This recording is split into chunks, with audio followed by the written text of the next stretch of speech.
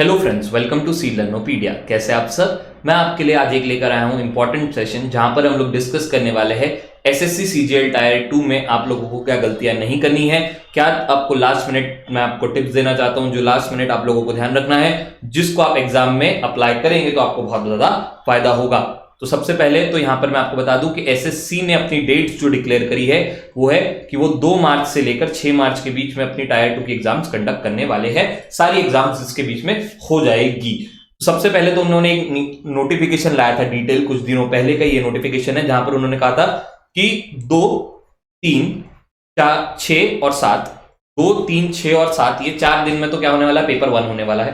ठीक है, और पेपर 1 में भी 200 सेक्शन है, आपके 2 मॉड्यूल है।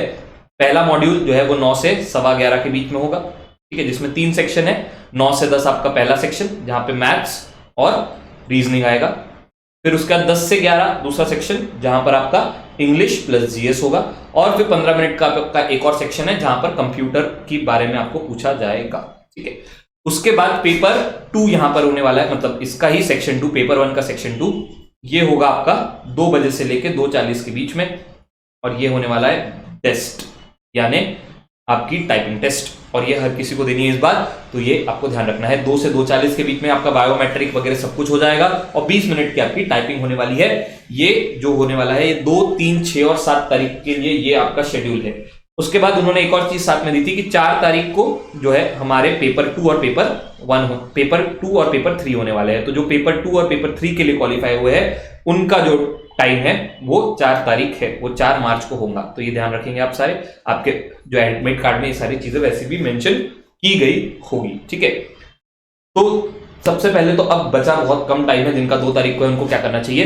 तो देखिए, अब लास्ट मिनट में तो आप ज्यादा से ज्यादा 1 या 2 मॉक लगा पाएंगे और उससे ही आप प्रैक्टिस कर पाएंगे। मुझे लगता है कि इससे ज्यादा आपको करना भी नहीं चाहिए। जो चीजें आपको रिवाइज करनी है वो ये है कि मैथ्स के लिए सबसे इंपॉर्टेंट है कि आप सारे ट्रिग्नोमेट्रिक रेशियोज और उनके जो फॉर्मूलेज होते हैं उसको याद कर लीजिए। ये आपके लिए बहुत इंपॉर्टेंट होता है। उसके बाद मेंसुरेशन के सारे फॉर्मूले आपको पता होने चाहिए।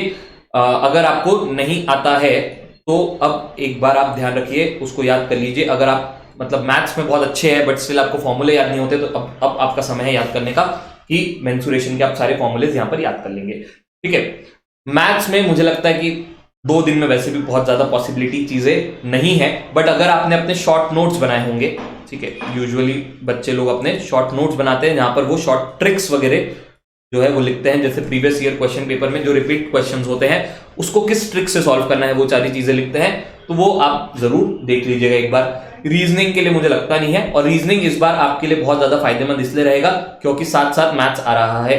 ठीक है, और 30 मैथ्स के और 30 रीजनिंग के आपके क्वेश्चंस होने वाले हैं, जिसमें क्वेश्चन अगर रीजनिंग के कर लोगे ज्यादा अच्छे तरीके से, जिनका रीजनिंग बहुत अच्छा है वो क्वेश्चन क्वांट्स को जो है कॉम्प्लीमेंट कर देगा, और जिनका क्वांट्स बहुत अच्छा है वो रीजनिंग को कॉम्प्लीमेंट कर देगा। दोनों मिला के साथ में आपका पेपर अच्छा बनेगा, मुझे ऐसा लगता है। ठीक है, इंग्लिश के लिए तो अब कुछ करने की जरूरत नहीं। हाँ, जीएस के लिए ये जो है सबसे इंपॉर्टेंट है, क्योंकि बच्चा इसमें स्कोर ही नहीं कर पाता अगर उसका जीएस स्ट्रांग नहीं होता है। तो देखिए, प्रीवियस ईयर क्वेश्चन पेपर जो मैंने जितने एनालाइज किए हैं उसमें ये चीजें मुझे पता चली है कि प्रोमिनेंट आर्टिस्ट के बारे में बहुत ज्यादा पूछा जा रहा है।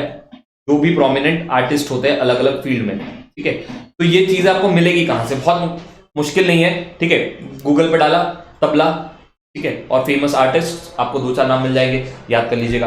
फिर उसके बाद सरोद, और भी जो आपके हारमोनियम्स और डांस फॉर्म्स में कौन कौन प्रोमिनेंट है, कौन भरतनाट्यम की फेमस डांसर्स है, कौन कथक के फेमस डांसर्स है, ये सारे आर्टिस्ट के नाम आपको याद कर लेने हैं। और अगर कुछ रिसेंट न्यूज में चल रहा है, किसी की डेथ हुई है, कोई प्रोमिनेंट आर्टिस्ट की डेथ हुई है, कोई किसी को कुछ मेडल मिला है, तो वो आर्टिस्ट आपको ध्यान में रखने हैं। ठीक है, ये बहुत बार पूछा जाता है। एक चीज पूछी जाती है कि ये स्पोर्ट्स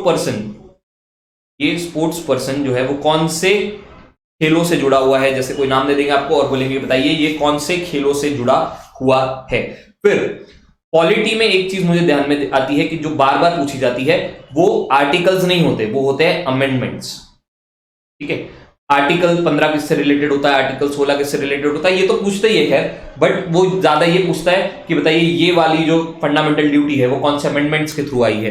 ठीक है, तो अमेंडमेंट्स एक बार आप देख लेंगे, उसको रिवाइज कर लेंगे तो आपको फायदा होगा, और आर्टिकल्स भी देख लेंगे तो भी आपका फायदा होने वाला है, जिसमें से जो आपके इंपॉर्टेंट आर्टिकल्स होते हैं वो होते हैं फंडामेंटल राइट्स वाले, जो कि 13 से लेकर 32 तक के होंगे, तो ये आर्टिकल्स को एक बार देख लीजिएगा।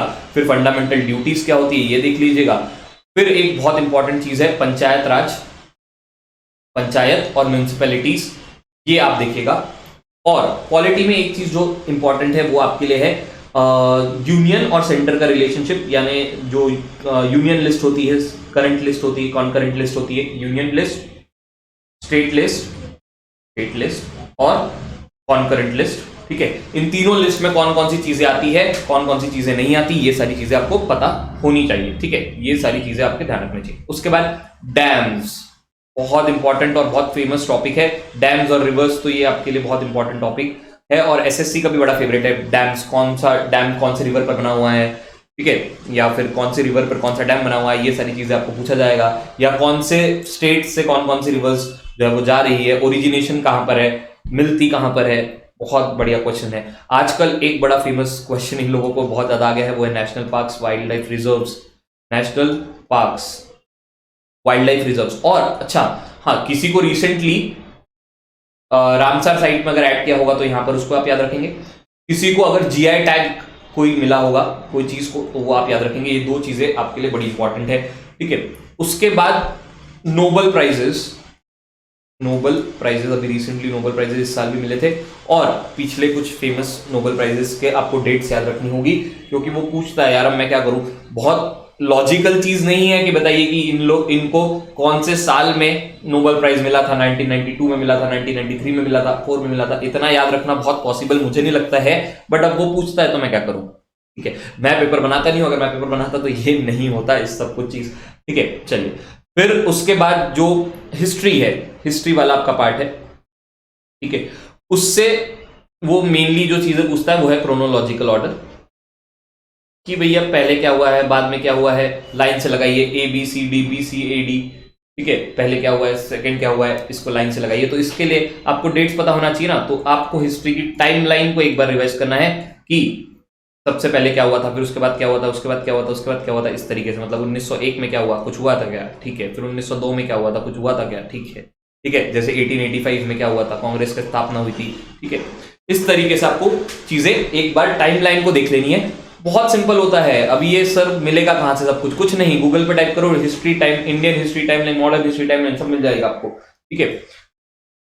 अकबर बड़ा फेमस टॉपिक है, ठीक है, जो आपको याद करना पड़ेगा, चीजें पढ़नी पड़ेगी एक बार। उसके बाद अगर मिडिवल पीरियड से देखोगे तो एक अलाउद्दीन खिलजी, मुझे लगता है उनके ऊपर से बहुत क्वेश्चन आते हैं, अलाउद्दीन खिलजी से काफी क्वेश्चन आते हैं, मोहम्मद बिन तगलक से काफी क्वेश्चन आते हैं, ठीक है। फिर जो स्लेव डायनेस्टी वाले तीनों लोग हैं, इल्तुतमिश, रजिया सुल्तान और कुतुबुद्दीन ऐबक, इन तीनों के ऊपर आपके काफी क्वेश्चंस बनेंगे। स्टैटिक पार्ट में मुझे लगता है उससे ज्यादा आपको पता चीजें, अब टाइम भी आपके पास है नहीं बहुत ज्यादा कि आप सारी चीजें पढ़ ले, वरना तो मैं आपको बोलता कि डांस फॉर्म्स भी आप पढ़ लीजिए और फिर फेस्टिवल्स भी पढ़ लीजिए कि कहाँ पर कौन सा फेस्टिवल होता है, ठीक है, कौन सा फेस्टिवल कौन से स्टेट में मनाया जाता है, ठीक है। एक चीज, हाँ, ये इसको तो बड़े इंपॉर्टेंट से पढ़ना कि कौन सा वर्ड या कौन सा टर्म कौन से स्पोर्ट्स से रिलेटेड है, ठीक है। इस बार मैंने देखा था हर जगह पूछा जा रहा था ये चीजें कि बताइए फिशिंग कौन से चीज से रिलेटेड है, या फिर जैसे फॉर एग्जांपल नो बॉल कौन से खेलों से रिलेटेड होता है, तो यहां पर आपको क्रिकेट लगाना है, ठीक है, क्रिकेट। या फिर फ्री किक, ये कौन से खेलों से रिलेटेड होता है, इस तरीके से। मतलब वर्ड्स आपको ध्यान में रखना है, कौन से खेल से कौन से रिलेटेड होता है। इतना आसान नहीं पूछेगा, no ball, cricket, free kick, football, अरे यार इतना आसान थोड़ी पूछेगा, ध्यान रखिए, थोड़ा सा पढ़ना पड़ेगा आपको उसके लिए। बट वही बात है कि अब लास्ट मिनट है तो ये सारी चीजें आपको रिवाइज करनी पड़ेगी। बहुत सारी चीजें मैं आपको बता नहीं सकता हूँ, वरना आप भी सोचेंगे क्या क्या पढ़ना है क्या नहीं पढ़ना, बुक्स एंड ऑथर्स भी तो पढ़ना है, ठीक है। अब अगर आपने अभी तक कुछ नहीं पढ़ा था तो फिर तो यार निहाल हो जाएगा, ठीक है, इतना तो कर लो एटलीस्ट। और इसके करने के बाद अगर 25 में से अगर आप जो है 17-18 क्वेश्चन भी बना पाए, 16-17 क्वेश्चन भी बना पाए तो बढ़िया हो जाएगा। मुझे तो ऐसा लगता है कि मेरा ये वीडियो बनाना काम हो जाएगा, ठीक है। चलिए, थैंक यू सो मच। अगले वीडियो में मिलते हैं हम लोग कुछ नई चीजों के साथ, और ऑल द बेस्ट आपके एग्जाम के लिए। अच्छा करके आना, मुझे कमेंट करके इसमें आप मतलब ये वीडियो को ढूंढना, कमेंट करके मुझे बताना कि आपके अटेम्प्ट्स कितने हुए हैं। एग्जाम भी मैं आपके साथ डिस्कस करूंगा, आपको यहाँ पर सारी चीजें बताऊंगा, सीजीएल में क्या क्या चीजें पूछी गई थी। अगले शिफ्ट वालों के लिए बहुत इंपॉर्टेंट ये सारी चीजें रहेगी। चलिए, थैंक यू सो मच।